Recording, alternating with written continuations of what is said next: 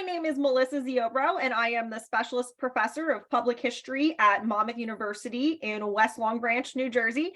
And we're here today with Stan Goldstein about his famed Bruce Springsteen tours of the Jersey Shore. As the students in my class, Historic Preservation, Site Preservation, Interpretation, and Management, begin to look at the history of some of these sites themselves, since we at Monmouth University are, of course, the home of the Bruce Springsteen Archives and Center for American Music. So, Stan, thank you again for taking some time out of your schedule to talk with us.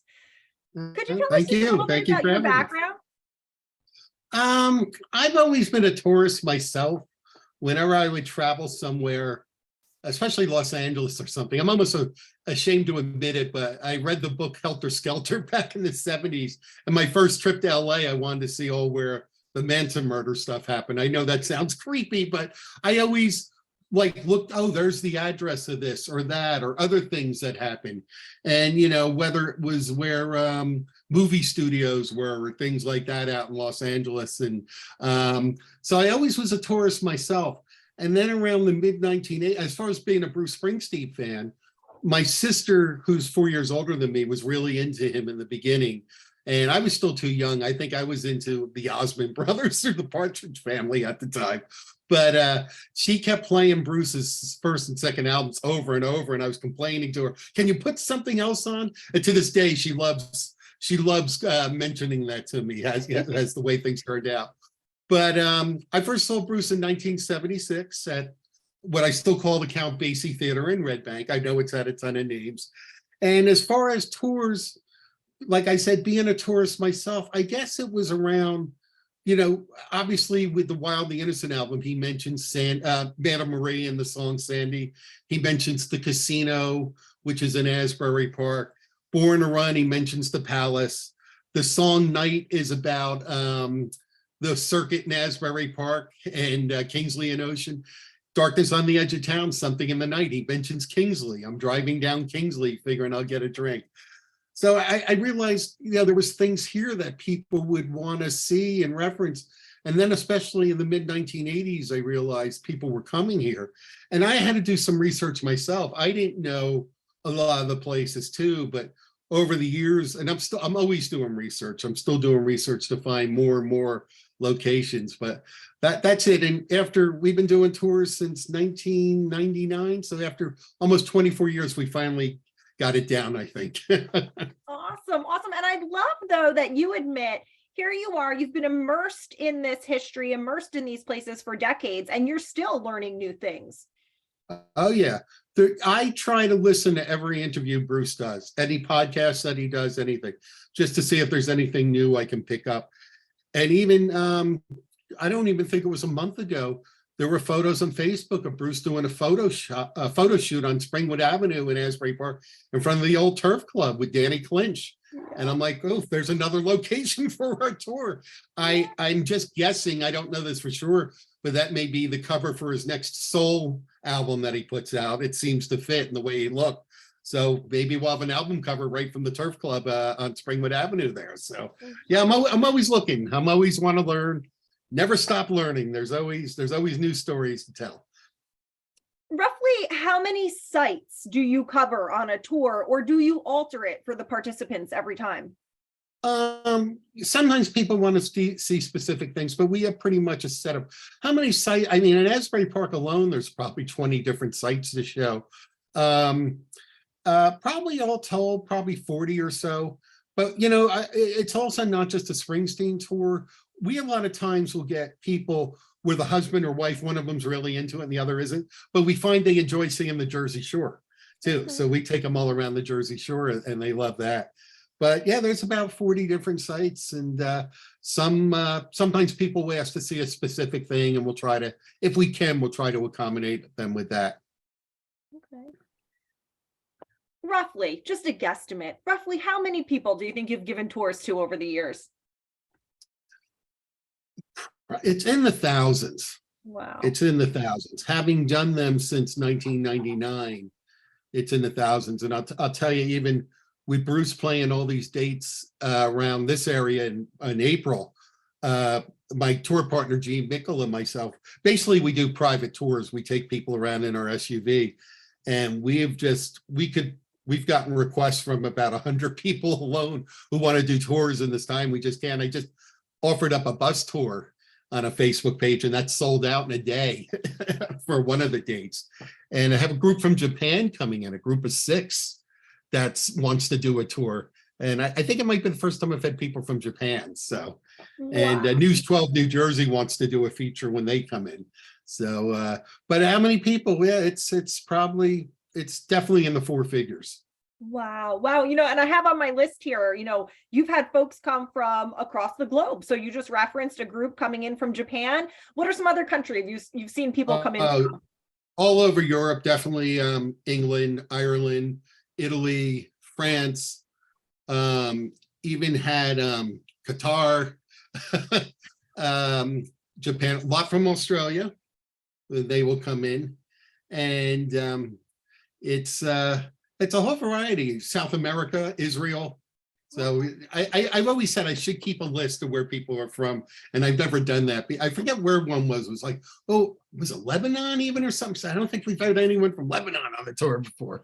And then sometimes it's locals. I've had people right from a few weeks ago. I did a tour with a couple from Long Branch who wanted to see the area. So that is you never know. So fascinating. So why do you think people are drawn to see the sites in person themselves? They see them a lot. I mean, everybody knows the Stone Pony.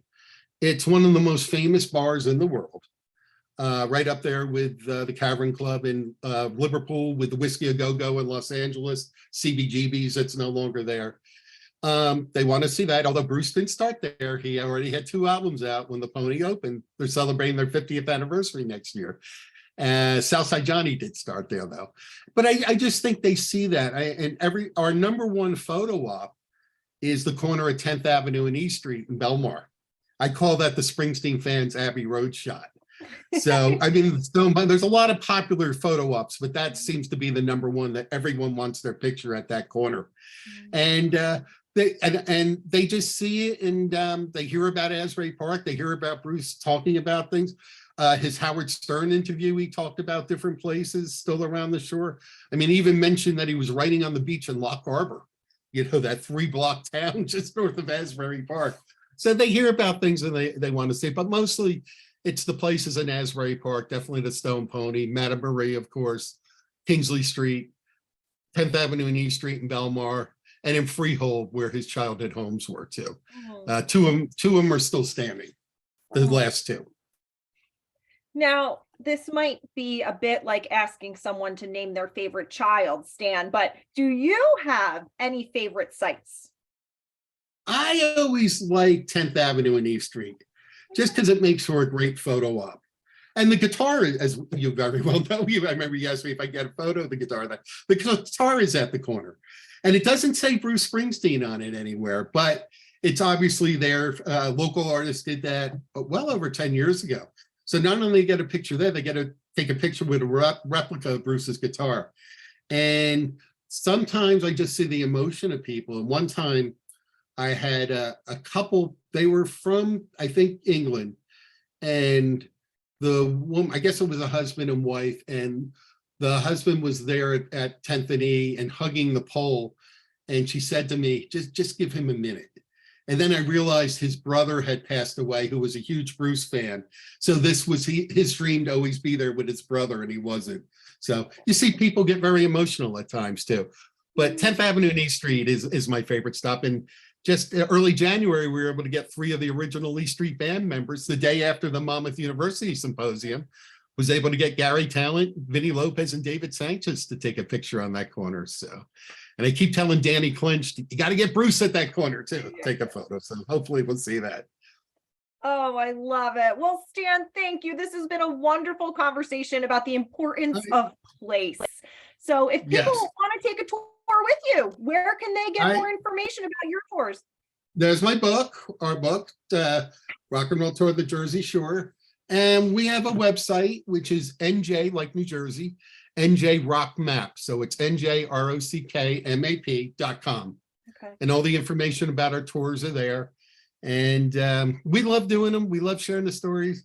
One interesting thing, we never know the level of knowledge people have. So sometimes we have people who've never heard of the song 4th of July, Asbury Park, have never heard of Madame Marie. Wow. And I had a woman on a tour and didn't know Bruce played guitar. So you never know who you might get. So we tailor it to the knowledge. And Monmouth University, we show on the tour too. You know, the Springsteen Archives, and show them the little house they're in now. And a lot of people know it too from the Blinded by the Light movie. So all right. Awesome. Yeah. Awesome. Well, thank you so much for this. Is there anything you'd like to add that we haven't covered? Not just that I enjoy showing it around. There's always new stories to tell. And it's just such a kick to see people take photos. I'll tell you a real quick story before we go. Yep. First time Gina and I did tours was when Bruce was playing 15 nights at the Meadowlands in the summer of 1999 at the arena.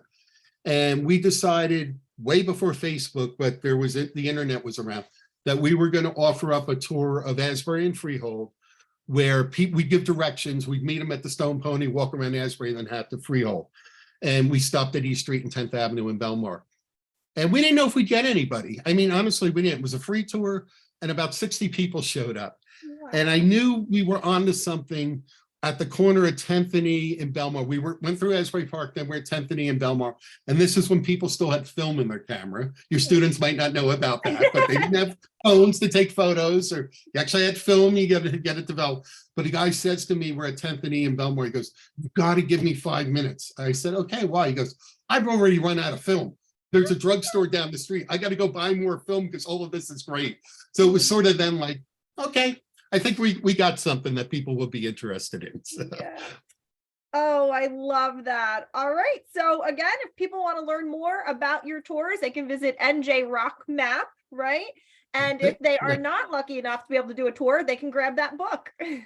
Yes, that's for sale on our website too. Yes. Awesome. Yep. All right. Thank you so much. I'm going to stop the recording. Thank you.